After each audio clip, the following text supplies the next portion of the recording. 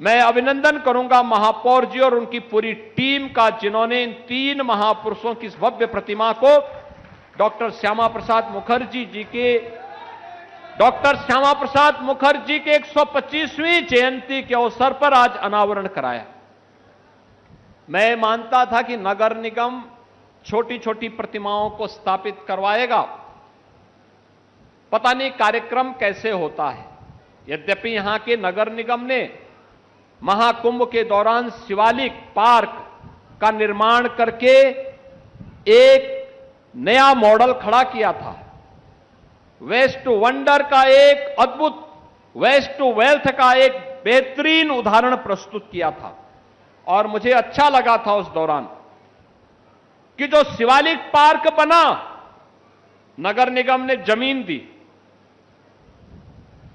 और PPP mode पर वे रिप्लिकाएं जितनी भी स्क्रैप थी सिटी की, उससे तैयार हुई 12 ज्योतिर्लिंग का और 6 अन्य ज्योतिर्लिंग का। बहनों और भाइयों, प्रयागराज महाकुंभ के दौरान इतने श्रद्धालु आए कि जितना उनका इन्वेस्टमेंट था उससे ज्यादा उनकी इनकम हो गई। इतने श्रद्धालु शिवालिक पार्क में गए थे। नौजवानों के मन में अपने ज्योतिर्लिंगों के बारे में, जो ज्योतिर्लिंग केवल ज्योतिर्लिंग नहीं, भगवान शिव के साक्षात एकता के आधार हैं, वह एक प्रस्तुतिकरण शिवालिक पार्क के रूप में नगर निगम ने महाकुंभ के दौरान दिया। बहनों और भाइयों, इन म्युनिसिपल कॉरपोरेशन को स्मार्ट सिटी के रूप में विकसित करने का प्रधानमंत्री मोदी जी का जो विजन है, उसके पीछे का भाव ही यही है कि नगरीय क्षेत्रों में ईज ऑफ लिविंग के लक्ष्य को प्राप्त करना, आम नागरिक के जीवन को सरल और सहज बनाना, लेकिन साथ साथ वहां पर कुछ ऐसा कार्य करें जो आने वाले लोगों को आकर्षित भी कर सके। और मुझे लगता है कि मां यमुना के तट पर इन 3 महान विभूतियों की भव्य प्रतिमाएं न केवल इस क्षेत्र के संरक्षण की दृष्टि से, बल्कि हर नागरिक के लिए, हर युवा के लिए एक नई प्रेरणा होगी। नगर निगम ने यह भी एक अद्भुत कार्य किया है। ये जीवन राष्ट्र को समर्पित है।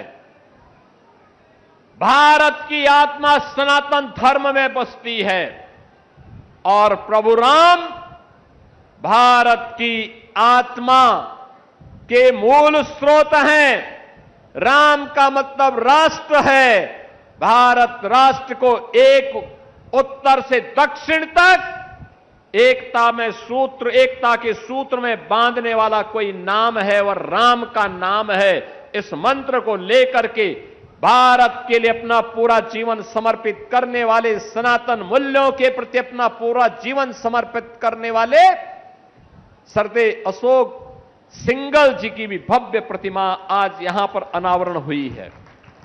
बहनों और भाइयों, आज श्री राम जन्मभूमि पर भगवान राम का जो भव्य मंदिर हम देख रहे हैं, आज की जो अयोध्या हम देख रहे हैं, ये अयोध्या, ये भव्य मंदिर, ये सरदे अशोक सिंघल जी की ही परिकल्पना का आधार है।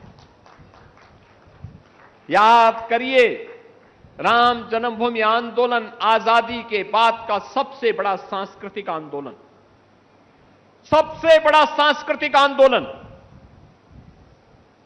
देश के सभी पूज्य संतों को एक मंच पर लाने का अभिनव कार्य और फिर पूज्य संतों के साथ मिलकर के संघ परिवार की ताकत का इस्तेमाल करते हुए उस समय पूरे देश के अंदर एक ही नारा 1980 के मध्य से लेकर के 90 के दशक में एक ही नारा गूंजता था।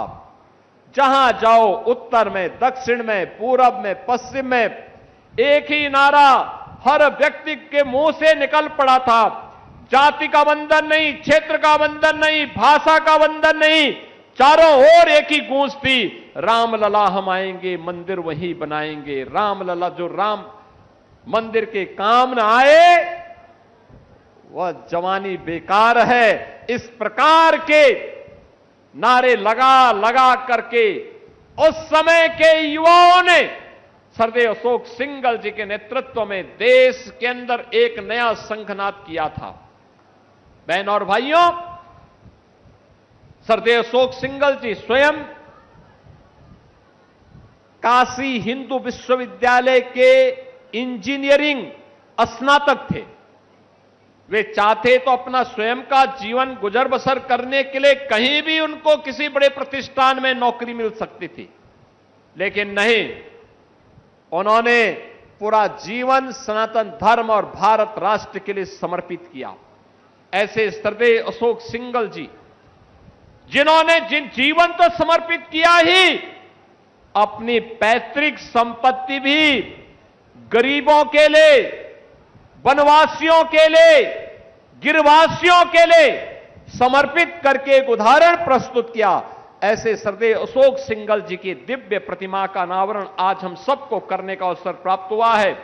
मैं उनके श्री चरणों में, इन तीनों महान विभूतियों के श्री चरणों में नमन करता हूं। उन्हें विनम्र श्रद्धांजलि उत्तर प्रदेश वासियों की ओर से देता हूं। आपके राज्य की खबरें, आपके शहर की खबरें सबसे पहले जानने के लिए देखते रहें अमर उजाला। चैनल को सब्सक्राइब जरूर कर लें और पाएं हर अपडेट।